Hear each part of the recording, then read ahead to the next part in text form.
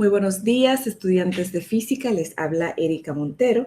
Hoy veremos el experimento número 9. Les recordamos, por favor, leer la teoría de su capítulo y completar las preguntas al inicio del mismo. Vamos a iniciar con el principio de Arquímedes. Algunas preguntas curiosas para ustedes. ¿Por qué una persona siente que es más ligero o más liviano cuando está sumergido en el agua? Cuando ustedes van a una piscina, están nadando, se sienten que son más livianitos. ¿Por qué hay objetos que se hunden y otros flotan cuando se arrojan al mar? La respuesta a esta pregunta, curiosamente, se responde con el mismo principio físico. Para responderlas, es importante saber cómo interactúan los objetos sumergidos en un líquido. Primero, hay que recordar la definición de peso, que es la fuerza con la que la Tierra atrae a los objetos y se calcula como, vamos a ponerlo aquí a un ladito, masa por la gravedad. Y esta, sin importar que te sumerjas en un fluido, se mantiene igual. Entonces, vamos a considerar un cubo que se sumerge completamente en un fluido, en este caso agua. Podemos observar que el fluido realiza una fuerza en cada una de las caras del objeto. Vamos a agregarle otra fuerza también para acá que se vea en esta cara y en la cara de aquí de atrás. Ok. Las fuerzas horizontales se cancelan todas, excepto las fuerzas verticales, debido a que la presión de la cara inferior en el fluido aplica una mayor fuerza que en la cara superior. Entonces, esto se debe a que a mayor profundidad, mayor presión. Debido a que la fuerza sobre la cara de abajo tiene una magnitud mayor que la fuerza sobre la cara de arriba, o sea, esta que está aquí debajo y esta que está aquí arriba. Si nosotros cogemos y las restamos, vamos a ver, vamos a tomar aquí dos flechitas. Me quedó hacia abajo. Bueno, pero bueno.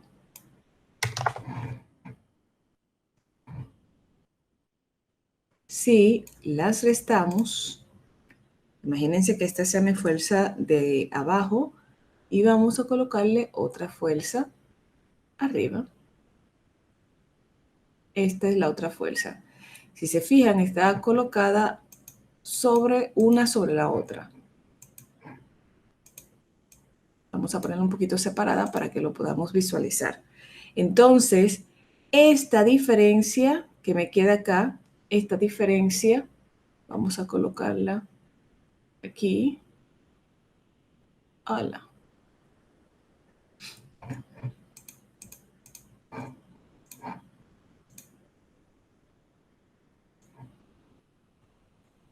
Vamos también a cambiarle el color y moverlo un poquito hacia afuera para que se pueda visualizar bien.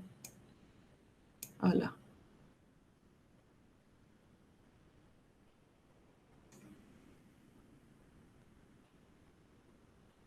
Ok, vamos a cambiar el color.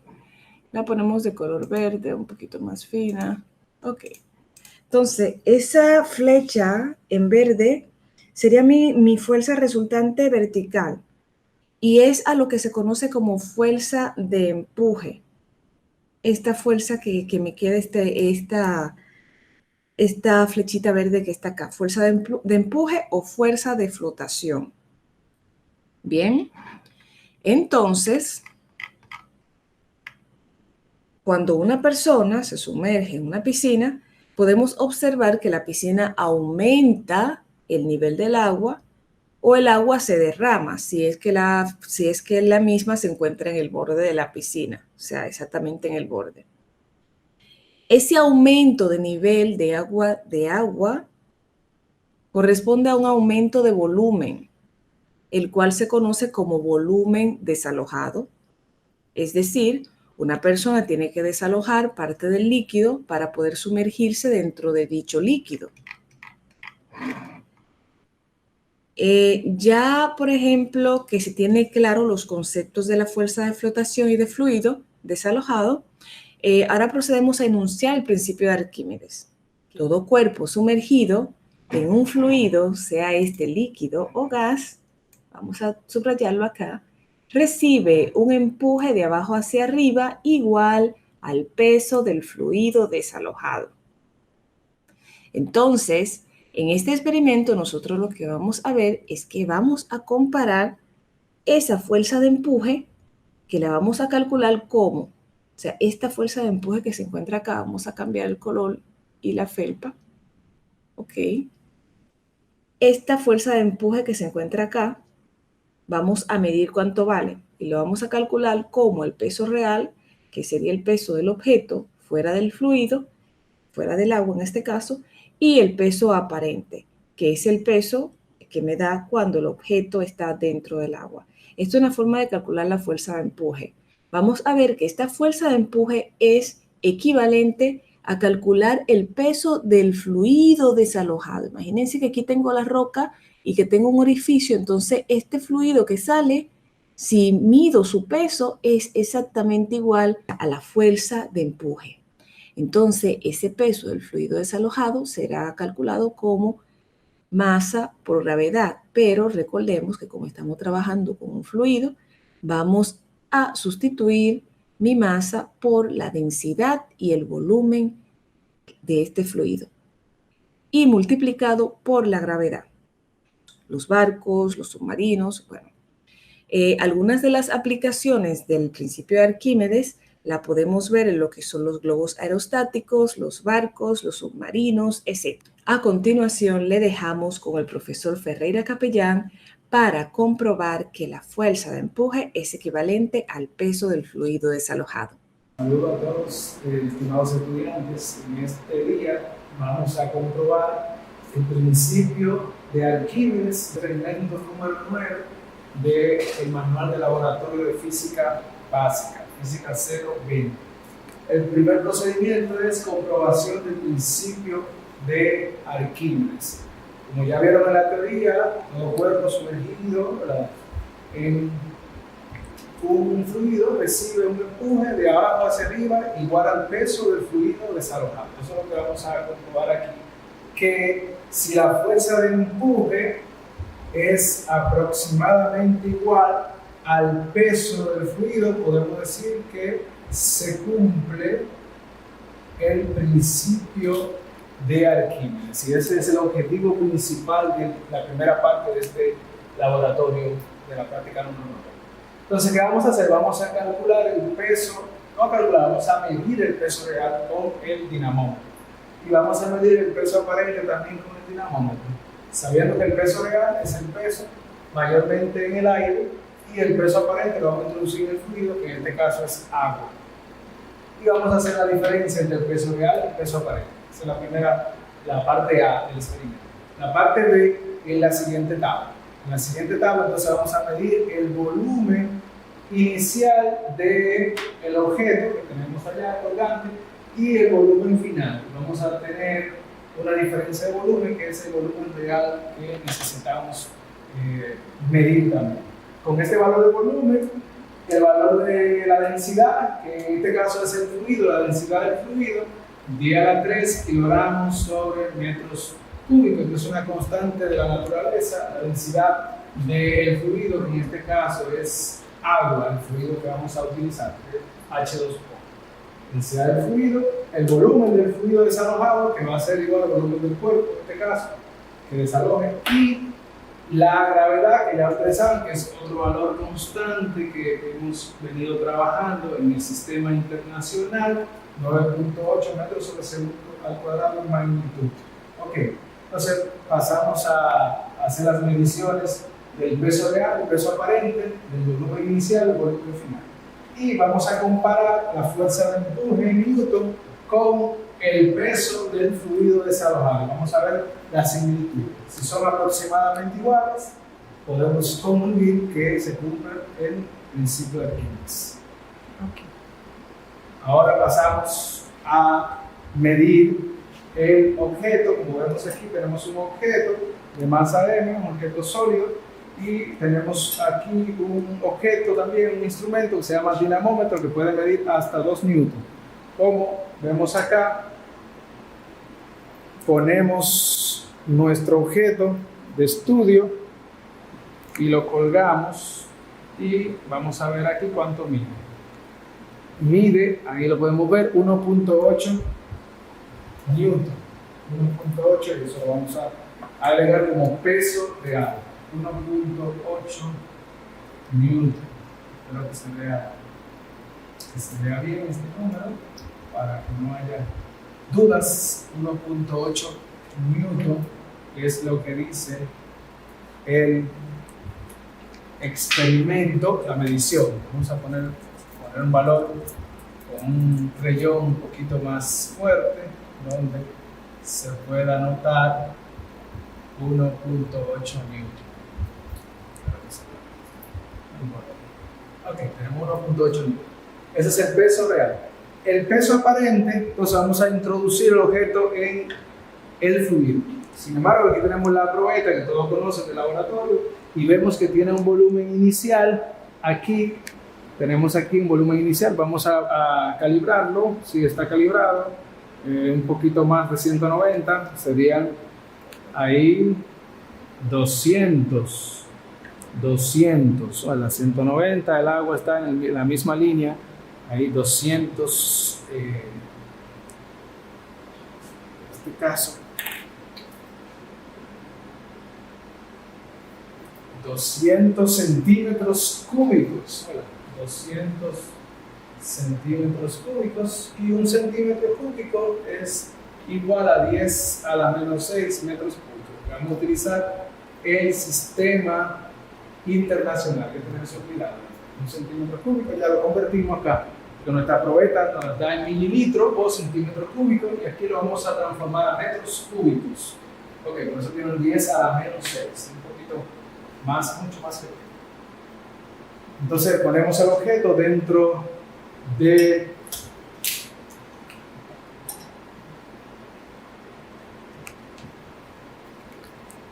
el fluido y medimos ahora, y aquí vemos ahora que el dinamómetro marca, ¿cuánto está marcando? 1.6 newton. 1.6 newton. La diferencia entre 1.8 y 1.6, lo podemos hacer ahí mismo 0.2 newton. 0.2 newton, si tenemos dos cifras significativas, 0.20 newton. Esa sería la fuerza del empuje. La fuerza que le hace de abajo hacia arriba. Okay. Entonces tenemos la fuerza del empuje. Vamos ahora a ver cuánto subió nuestro volumen final.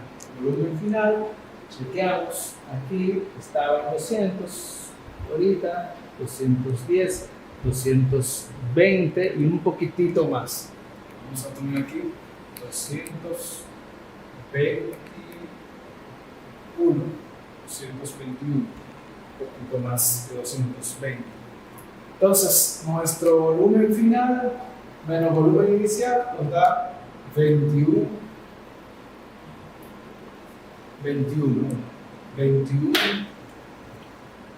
centímetros cúbicos, que es 21 por 10 a la menos 6 metros cúbicos. Ok, espero que eso esté claro. Entonces hacemos nuestra cuenta ahora. Vamos a ver la densidad, 10 a la 3, con la gravedad, podemos decir 9.8, casi 10, 9.8. Por volumen, 21 por 10 a la menos 6, y eso debe darle aproximadamente, a ver cuánto da la calculadora, 0.20.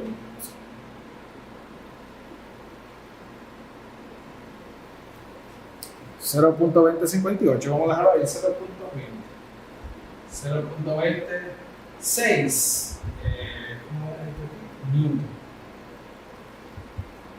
Vemos que tenemos dos valores muy parecidos, bueno, aproximadamente iguales, o sea que la fuerza de empuje es aproximadamente igual al peso, o sea que podemos concluir que se cumple el principio de Arquímedes, ¿verdad? Cuando la fuerza de empuje es aproximadamente igual al peso, podemos concluir que en esta primera parte del experimento se cumple el principio de Arquímedes. Entonces tienen que completar aquí en su manual las preguntas y las tablas que están vacías, tienen que completarlas.